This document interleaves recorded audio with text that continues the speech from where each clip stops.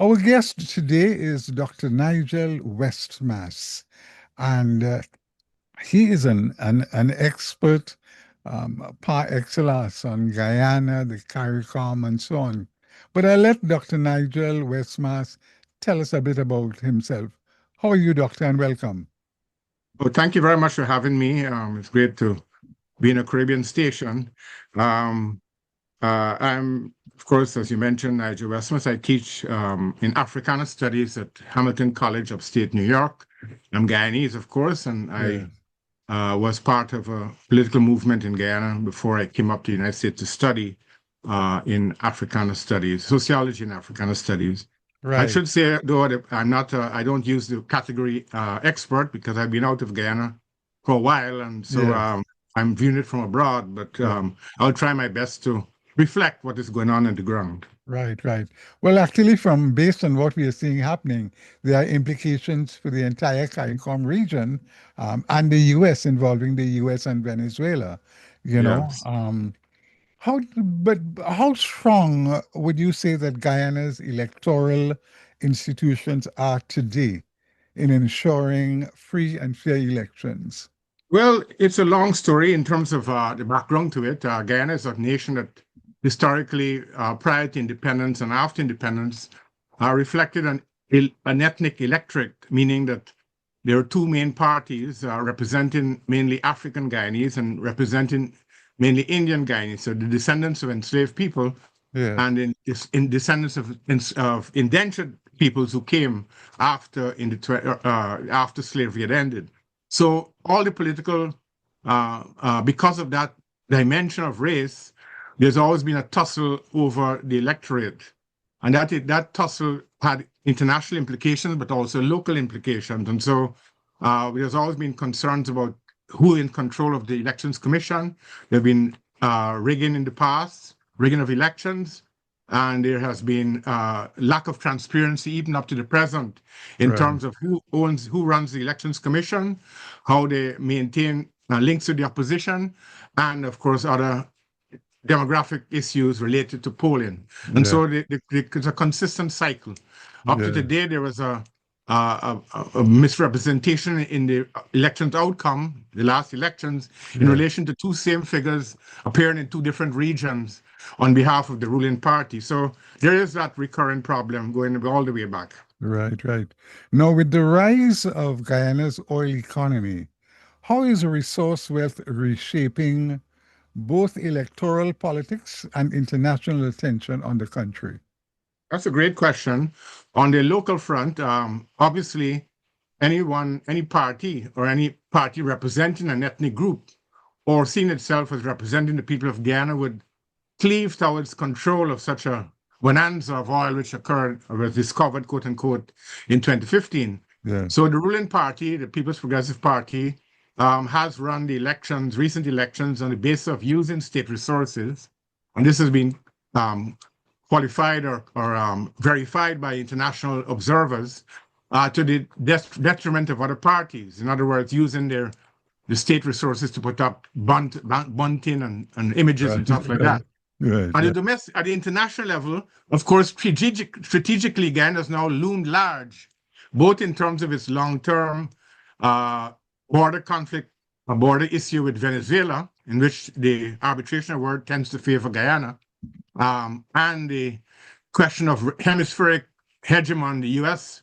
seeing itself, because Exxon is the quote unquote the entity in control, Yeah, sees itself as a very important player now in the world economy in relationship to oil. And you know, oil always has been a source of conflict throughout the world. So exactly. that is where we are now. Right, right, right, right. Boy, I'm telling you, the resource and the wealth reshaping is really impacting, Mhm. But to what extent does this new resource landscape risk creating political instability or deepening existing divisions? Well, this has already begun to deepen existing divisions. The election outcome was not what was anticipated by the opposition. There were allegations of fraud, but generally speaking, the pattern of ethnic voting was maintained. The government had predicted they would get two-thirds of the vote. They did not. but the opposition party, the main opposition party, support base was largely fractured by a new entity called WIN, which is represented by the Indian Guyanese billionaire who has sanctions, faced sanctions from the U.S. State Department. So that was a new figure because I think mainly Black voters who have been discontent or marginalized by the economy cleave towards a man who can promise manna from heaven instantly. And so I think the voting pattern reflected that. And so I think that was led to the weakness in the official opposition. And that would mean that the government in power can now use oil resources to benefit itself and to give out, supplies to people on the basis of their joining the party or supporting the party. Yeah. Now, you have studied defections in Guyana's politics. What does the phenomenon of crossing the floor tell us about political trust, accountability, and voter representation today? Well, I didn't study it, but I noticed the ruling party, the People's Progressive Party, since the last elections, once oil is in force, I think they used a combination of measures. One, they used the oil well to promise positions from opposition leaders or members who defect to the PEP. Secondly, they have used opposition leaders who have been either in the courts or face some kind of case in the courts or whatever, use the maneuver of leverage against them to bring them over. And then generally speaking, the mass fact that people are a lot of need, they've used that opportunistically to try to bring even more supporters over. They did not succeed to the extent they thought they would, but there was some measure of movement from, in this case, Black supporters to the ruling People's Progressive Party, especially the leadership of these former party, and that was successful to some extent. But the WIN party did more than that, and they did it through, of course, mostly wealth. Wealth pronunciation, vote buying, as you would say. Beyond the party system, what role are civil society and grassroots movement playing in challenging these traditional, politics and offering new visions for Guyana's future? Well, Guyana's had a fairly good history. When I was active in politics back home, when I was there on the ground, representing the Working People's Alliance, which was led by Walter Rodney at the time, or one of the leaders was Walter Rodney. There was a lot more effect of civil society, meaning trade unions was very strong. There were human rights organizations were quite strong. There were civic organizations and the business sector, which was supportive of the general opposition thrust against the then ruling People's National Congress. But over decades, as you know, generally around the world, including the United States, the trade union movement has been weakened by globalization and other effects of the world economy and by pressures from companies and competition. And so that reflects in Guyana as well. The trade union movement is a very small semblance of its old self. It's broken. And similarly, civil society has retreated either across in the diaspora or is scared at home, and the business sector supports the usual ruling party because of the fears of the money that Exxon is bringing in, so they don't want to support opposition. So generally speaking, I would say the civic society has retreated, and we don't see an instance of them joining the opposition to fight for rights or freedom, press freedom, or other issues as well, or to share the wealth. So there's a retraction of the civic component in these elections. In your view, what is driving U.S. engagement in the Caribbean today? Oil, migration, security concerns, or competition with external powers like China? Well, all of the above.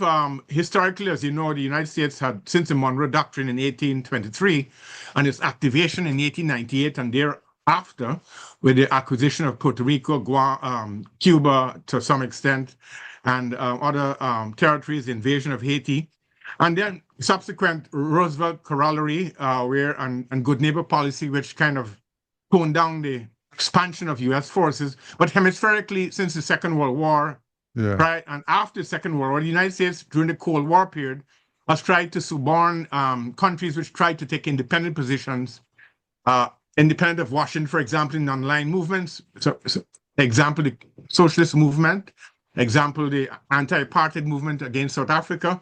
And of course, economically, the United States has always had an interest in the movement, whether it's United Fruit Company in Latin America, but in the hemispheric, in Guyana, bauxite, and diamonds, and now oil has made a part in how they treat it. Now, Guyana has a border problem, as I mentioned, with Venezuela, and Yeah. Venezuela is currently hostile and vice versa to the United States. And so Guyana is now becoming a part of the play with Washington's move, with military moves in the region against Venezuela. And they're using the factor of oil, but also the factor of hemispheric power and the weakness of governments to suborn their own or make their own moves in the Right. region against drug trafficking, which is a real thing. But I think Trump has exaggerated the attack and has hit fishing boats and things like that in the Yeah. region recently without congressional approval for war acts. These are Right. acts of war. So Yeah. there's a lot of dangerous hostilities emerging. Guyana is also facing the problem of Venezuela's hostility.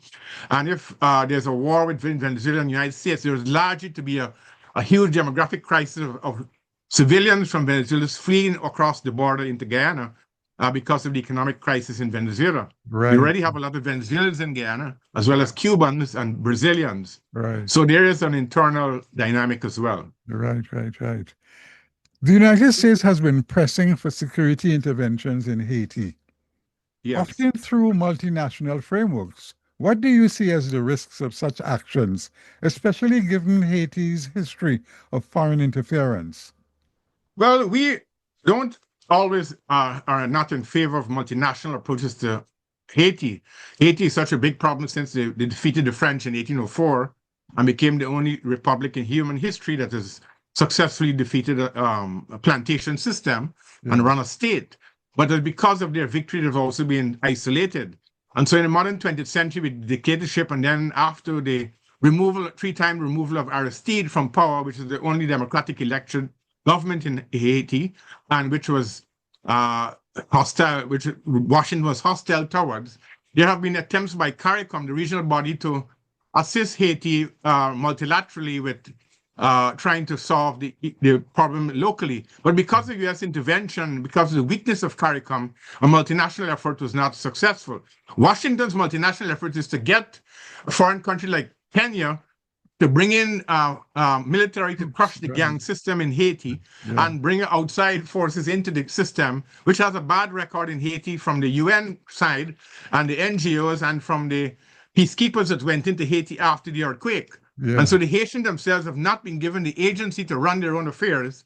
And so while the multinational approach is not a bad thing in theory, it has been affected how the people have been approaching comprador governments which don't have any interest of people at heart and who keep running Haiti as against a democratic elected government. Right. So how can international assistance be balanced with respect for Haiti's sovereignty and self-determination?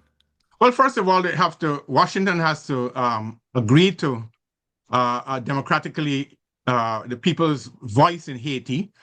Secondly, I think the region needs to up its ante with both language literacy and with stopping the hostility towards Haitians who flee from Haiti, because CARICOM, the 15-member or 14-member CARICOM, of which Haiti is a member, has reneged, at least most of the countries reneged on the free movement policy towards Haitians. So Guyana and Jamaica, for example, have reneged on and now they seek visas for Haitians. Right. So I think a multilateral approach can work with terms of easing the tension, but it needs to come from the Haitian masses itself. And the United States should keep itself out because it has a bad record, or they can facilitate it in some ways, but they have a bad record of intervention in Haiti. Yes. So how effective has U.S. and the wider Western aid and to Haiti and the Caribbean been in addressing root problems rather than just symptoms? That's a good question. As you know, Haiti, during the after the Duvalier regime, Washington, American companies would have baseball production in Haiti. When Clinton was in power, Clinton had some economic pact with Haiti in which they submerged Haiti with cheap American rice and therefore broke the incipient Haitian rice economy, and so put Haitian in a position of needing stuff from outside. Yeah. So the Haitian economy has never been allowed to recover to the point where it can compete and to trade with other nations on an equitable basis. And the Haitian, apart from the tourism industry and other parts of the economy, has been dominated by the West or dominated by companies and political systems which do not favor the Haitian production mantra Right. or production areas. And so recently there's a lot of peasant groups that signed a document suggesting some alternatives which are very profound in relation to getting out of it. There's some criticism of who these groups are, but they have done a fairly impressive constellation of pushing their peasant and economic farming positions to the wider world. Yeah.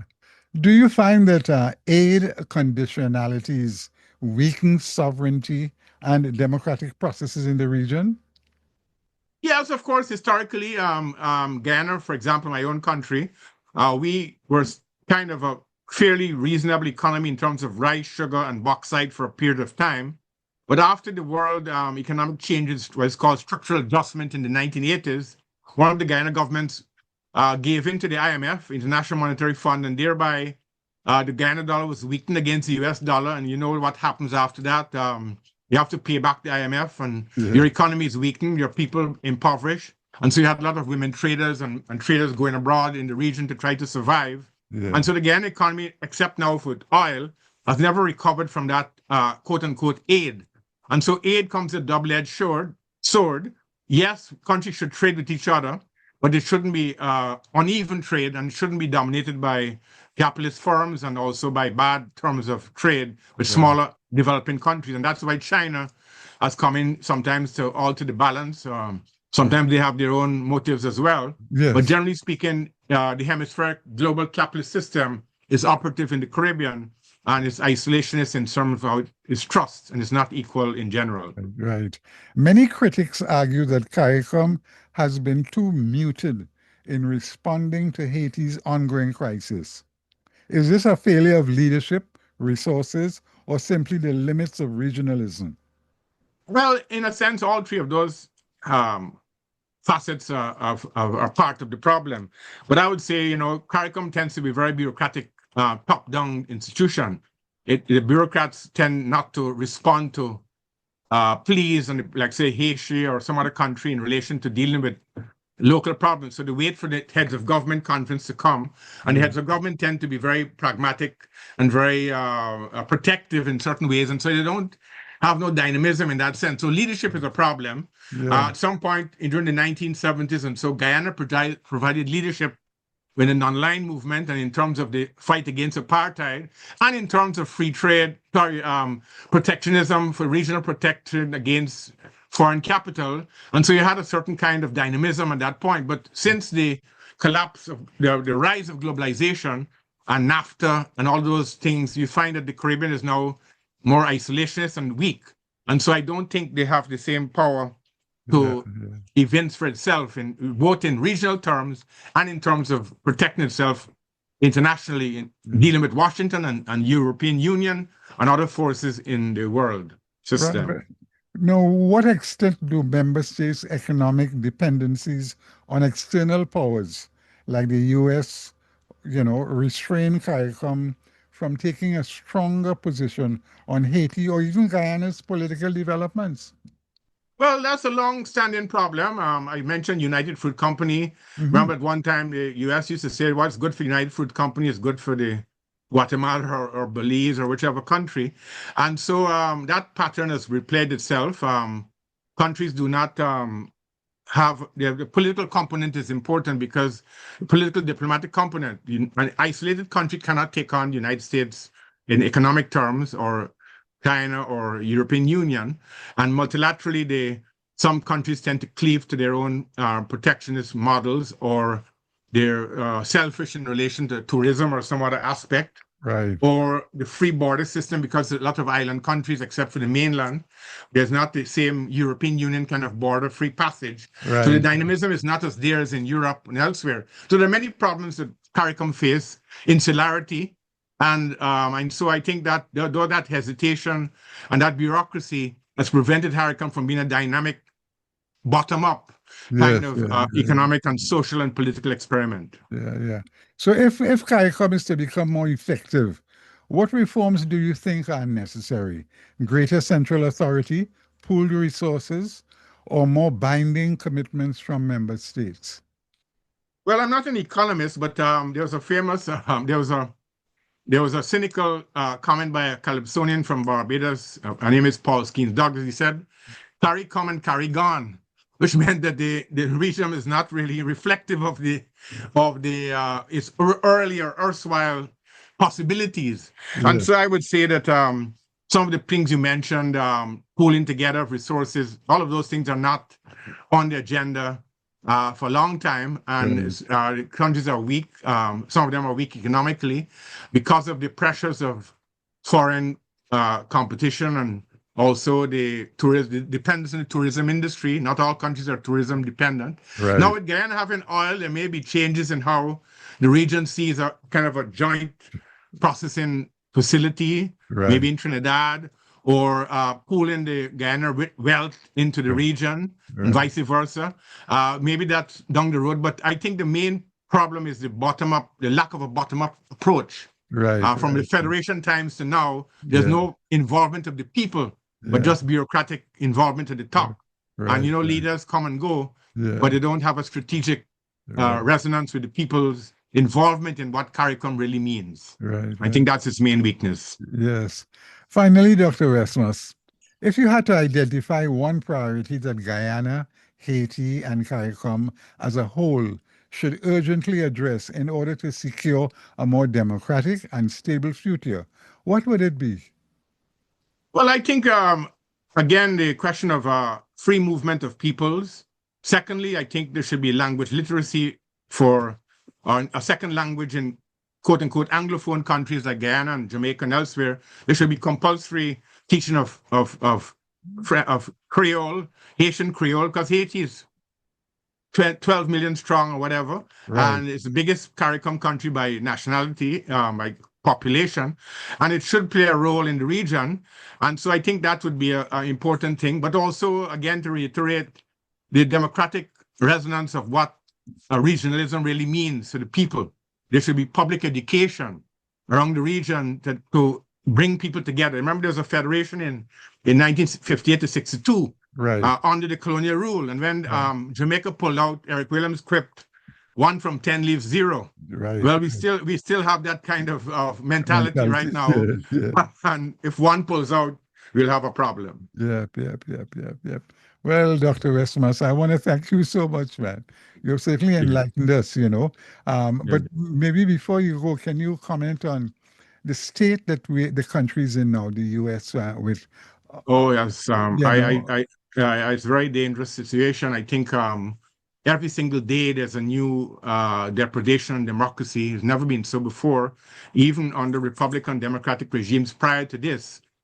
This regime has been the worst in terms of both controlling all the branches of Congress and the Supreme Court, but also aggrandizement of the president himself in relation to pettiness. And that has created a situation where they've removed museums, they're removing Black images, they've denied slavery, they're quote-unquote re-education. They're putting, I think, white supremacy is coming back up to the top of the agenda in open ways, unlike any subtle ways in the past. The attacks on even democratic symbols, 300,000 Black women have either lost their jobs or had to leave the federal government because of the incumbent. And so I think we're in a very dangerous situation akin to an authoritarian state. Now, of course, we have to have confidence in the people. The American people have tended to overcome these issues in the past, but it's a very, very dangerous situation. It has implications for the region, implications for the world, and implications for our survival in the state and nation. You would know it better in Washington, D.C., what has happened there. Yes, so true. All right. Well, I've been speaking with Dr. Nigel Westmaas, a historian, a teacher, a professor, and, it's been a real treat and a real pleasure. Thank you so much. Thank you very much for having me, and to your listeners as well. All right. Caribbeana continues. Yeah.